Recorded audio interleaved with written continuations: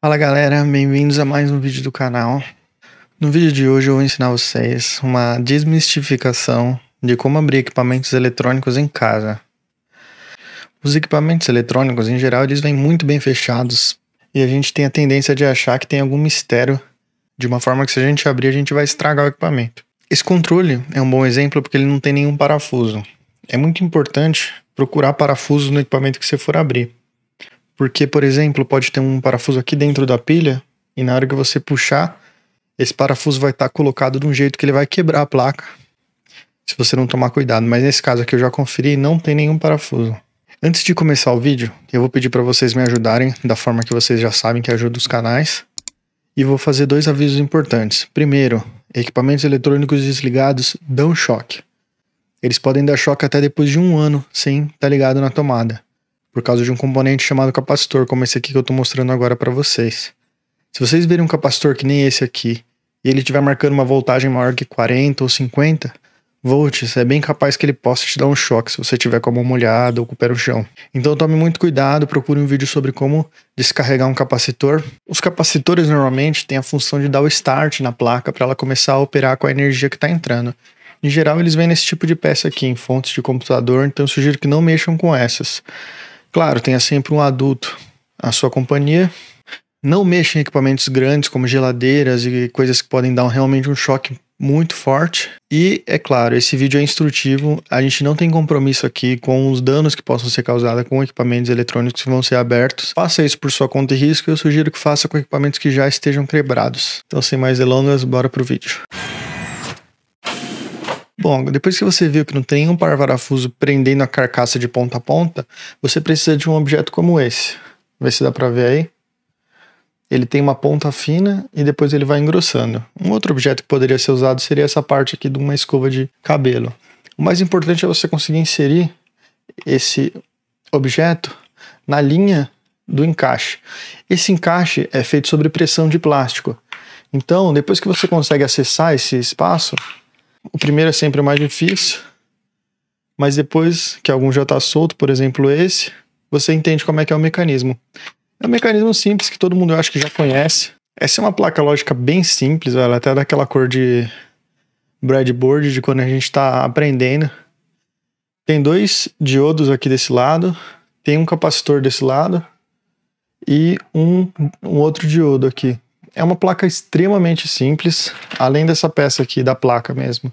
Ela tem a peça dos botões que vai encostado com essa parte para dar o comando. E, por exemplo, ela mostra alguns pedaços de oxidação aqui. Antes de desmontar o controle de PlayStation, eu vou ensinar vocês a fazer a desoxidação de uma placa. Várias vezes eu já peguei placas que uma simples desoxidação já resolveu. Conforme a umidade vai entrando no material, ela traz alguns sais minerais junto com a umidade, e esses sais eles vão oxidando, né? E o que é oxidar? Oxidar é enferrujar. Só que quando oxida o ferro, a gente fala enferrujar, mas quando oxida o cobre, a gente não fala encobrezar. A gente fala oxidou o cobre. Então você pode dizer que a ferrugem, por exemplo, é óxido de ferro. É o ferro oxidado. Deixa eu mostrar aqui para você. Deixa eu tentar bem aqui nessa parte aqui, ó. Então eu molhei um pouco com álcool 99,8% a escova de dente. Uma escova de dente com certeza você tem. E aí você pode, ó, escovar a placa. Ah, do Dex, não vai soltar a peça? Não vai. Tá soldada, né? A não ser que tenha uma peça que já esteja meio solta ou que seja uma peça como essa daqui, ó. Essas peças grandes, às vezes uma pressão mecânica pode arrancar elas. Mas esse aqui tem só 10 volts, então não vai dar choque. Vou dar uma limpada boa na placa e depois a gente vê se volta a funcionar. É bom também você abrir, porque, por exemplo, às vezes o capacitor ele tá estourado, você vai ver ele estourado mesmo, ele faz até um barulho. E aí você pode levar numa loja de eletrônica aberta e o cara não vai te engambelar, falar que não tem conserto nem nada, que ele vai ver que é bem simples. Bom, agora eu já limpei a placa e eu vou encaixar de novo e vocês vão ouvir o barulho que ela faz no encaixe. O encaixe é bem simples, é feito sob pressão também. Ele tem uns grampos que vão se encaixando conforme você vai fazendo a pressão. Só você ir com calma, com jeito, que ele vai começar a se encaixar, vai parecer que você nem tem que fazer força. É bem satisfatório. Prontinho. Tá fechado, agora é só colocar a pilha e ver se vai voltar a funcionar. A desoxidação, galera, é fera. É bom você fazer sempre. Quando você tem um computador que não funciona, a chance de voltar a funcionar é alta. Agora eu vou abrir esse controle de PS2 no mesmo sistema, só que antes eu vou tirar todos os parafusos de trás dele. Eu acabei tendo que pegar uma chave Phillips menorzinha. Eu sugiro muito que vocês tenham uma como essa também. A pontinha dela é bem fininha e para equipamento eletrônico ela é perfeita. Pronto, pessoal. Tirei os parafusos e, por incrível que pareça, não tem trava. Você só tira os parafusos e ele já abre. Vamos ver como é que esse controle funciona por dentro. Essa peça aqui é a vibração dele, a gente chama ele de vibracal no telefone. Ele é uma meia-lua de metal, ó, incompleta. É um círculo incompleto, né? E quando ele roda muito rápido, ele desbalanceia e faz tremer o controle. Aqui tem a placa que comanda os dois analógicos, dá pra ver que ela é mais sofisticada do que a placa que controla o controlador digital, por um motivo óbvio, que o analógico tem infinitos pontos, né, teoricamente, e o digital tem só 1, 2, 3, 4, 5, 1, 2, 3, 4, 5, mais 2 em cima, apesar do R1 aqui ter uma placa também lógica interessante. Vou chegar mais perto aqui para vocês poderem ver, também é azulzinha, mas do outro lado é esse cinza um pouco feinho. Vamos abrir aqui, ó, o analógico, como é que ele fica por dentro. Tá certo? E às vezes abrindo você vai ter uma noção do problema. Se não, por exemplo, o próximo passo é aprender a fazer soldagem e tentar ressoldar os fios da parte que esteja com problema. Mas assim, até que a construção desse controle é interessante. Tem um pouco de oxidação aqui, nessa parte aqui, ó. Então eu vou dar uma higienizada também.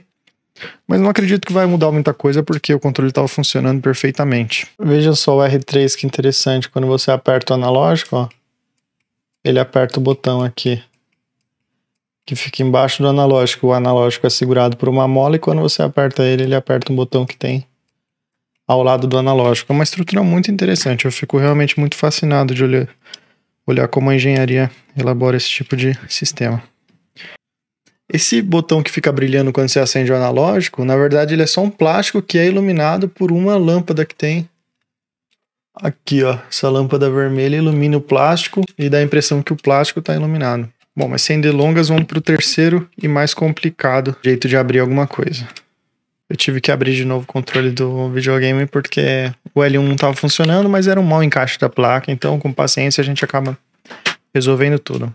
O grande problema que eu vou contar para vocês agora é o seguinte: essa peça aqui é uma Smart TV. Ela transforma a sua TV numa Smart TV bem legal. A placa dela é bem bacana. O grande problema com esse equipamento é que ele tem parafusos escondidos. Você tem que saber que essa borrachinha é colada. Depois você vai ter que conseguir colar ela de volta, porque se você puxar, você vai quebrar a placa.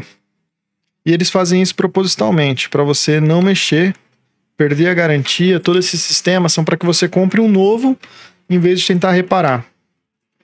E isso é questionável. Tem pessoas que dão a isso o nome de obsolescência programada. E é possível até que isso seja estatisticamente acontecido, porque quando a lâmpada foi desenvolvida, segundo o canal Nerdologia, se eu não me engano, ela durava muito, a lâmpada de casa. E aí com o tempo eles começaram a fazer lâmpadas que duravam menos. Isso acaba dando mais lucro para a indústria, mas hoje em dia, com o novo pilar da sustentabilidade, isso não convém. Uma placa de circuito, ela possui mais de 40 tipos de metais, e muitos metais pesados, incluindo o ouro, que é tão querido, ele está indo para o lixo. Para extrair esses metais é uma poluição, e quando você joga a placa no meio ambiente, e esses metais vão se degradando e se transformam em componentes tóxicos, podem causar chuva ácida, intoxicação de pessoas que comem as plantas que são irrigadas com águas contaminadas. Então, assim, além do problema ambiental, tem também o problema de que uma placa inteira funcionando, você vai jogar ela fora, você está tirando o direito de uma pessoa que não tem de usar. Ou 100% das vezes, 100% não, porque pode quebrar mais de uma peça, mas ela pode acabar quebrando um só componente de toda a placa. Essa é a placa desse controlador, dessa Smart TV. Tem alguns circuitos aqui de processamento, algumas entradas soldadas à placa, que mais circuitos de processamento, muitos transistores, e você pode acabar tendo que trocar só um dele para reparar. Então eu sou muito a favor do reparo técnico, assim, tanto pelo meio ambiente, que não aguentaria muitos países vivendo no estilo americano, né? Que é quebrou, jogar fora e compra outro. A gente não tem planeta Terra suficiente para todo mundo comprar e jogar fora quando estraga. E é uma briga das empresas que querem reparar. E eles dizem, nós temos o direito de reparar, porque até isso as empresas grandes, né, que produzem esse tipo de equipamento querem tirar. Elas querem que as pessoas não tenham direito de mexer. E o manifesto que eu vou mostrar para vocês justamente diz isso. Eu comprei, eu faço o que eu quiser. Essas empresas travam uma guerra para que seja difícil produzir peça para os equipamentos, para você ter que trocar as peças na autorizada. Por que tanto isso, né? Porque eles querem que você jogue fora e compre um celular novo, né? Porque senão você vai arrumar seu celular por R$50 e não comprar um de R$1.500, que é o mesmo telefone, só que funcionando, sendo que os R$50 iam fazer ele voltar a funcionar. Então as pessoas têm que lutar pelo direito de poder consertar os seus equipamentos. E as empresas, dentre muitas táticas, usam essa do parafuso escondido, que quebra a placa quando você tenta abrir o equipamento. Agora eu vou mostrar para vocês um manifesto, que interessante que é. Essa placa aqui eu já tinha aberto ela, já tinha escovado ela. E quando eu comecei a tentar abrir, eu pensei, você começa a achar que está muito travado, o plástico começa a entortar. Se o plástico começar a entortar quando você está tentando abrir, com certeza tem algum parafuso travando. Em celular tem muito isso, eles colocam um adesivinho em cima do parafuso, você não vê, pode acabar danificando a placa. Por isso que a assistência técnica também é muito cara. Os técnicos da assistência, eles não são mais competentes, só que eles vão quebrar e o preço está incluso. Por isso que para reparar uma tela, às vezes é o preço do telefone. Porque eles fazem de um jeito, por exemplo, eu quero trocar o conector de carga, eu tenho que abrir o celular pela tela. E a chance da tela quebrar é bem considerável, então eu tenho que considerar o preço dessa tela que pode quebrar na abertura do celular. As peças não estão disponíveis, você tem que comprar de produtores que não são os oficiais. E agora eu vou mostrar para vocês o site que vocês podem aprender a reparar qualquer telefone, a maioria é iPhone e os telefones mais famosos.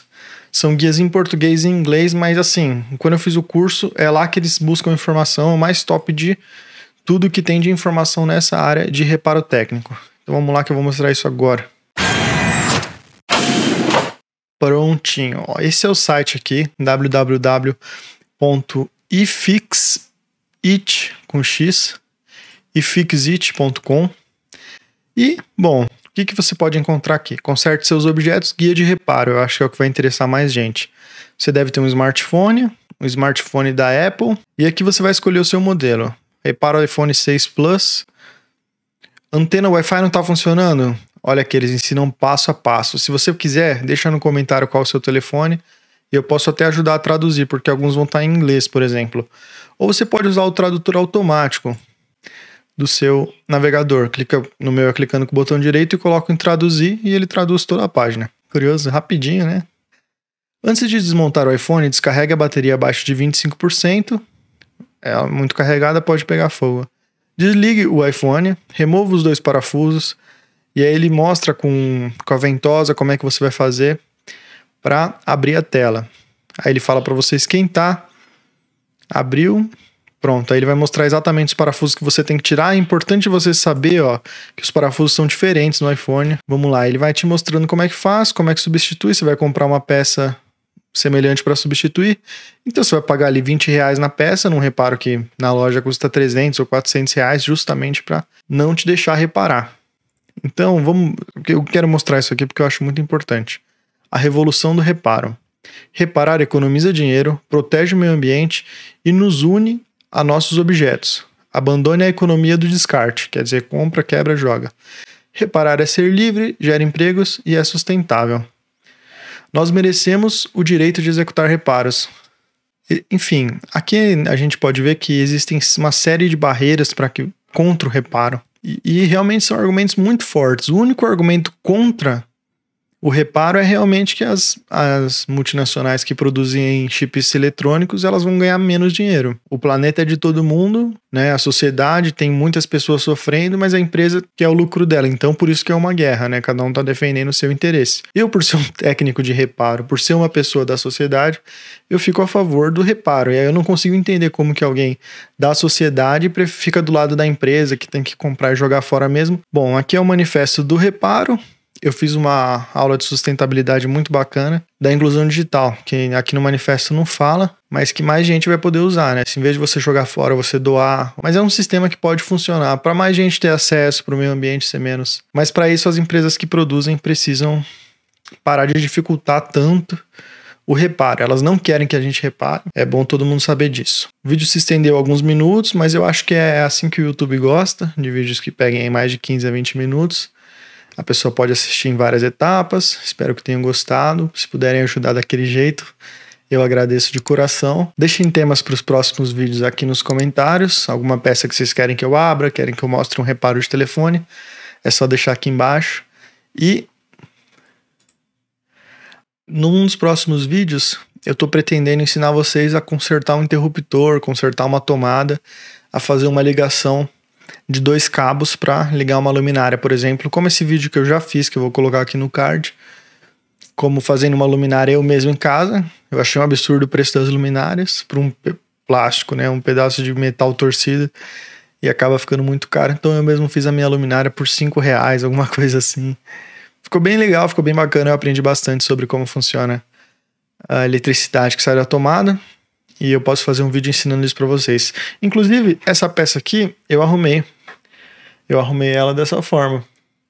Eu peguei a fonte dela e cortei e liguei no USB e coloquei o USB no carregador e ele voltou a funcionar, porque a placa da fonte esturricou, quebrou. Uma fonte que poderia custar ali R$10 no máximo para produzir, R$5, e eu ia jogar fora um aparelho de R$200.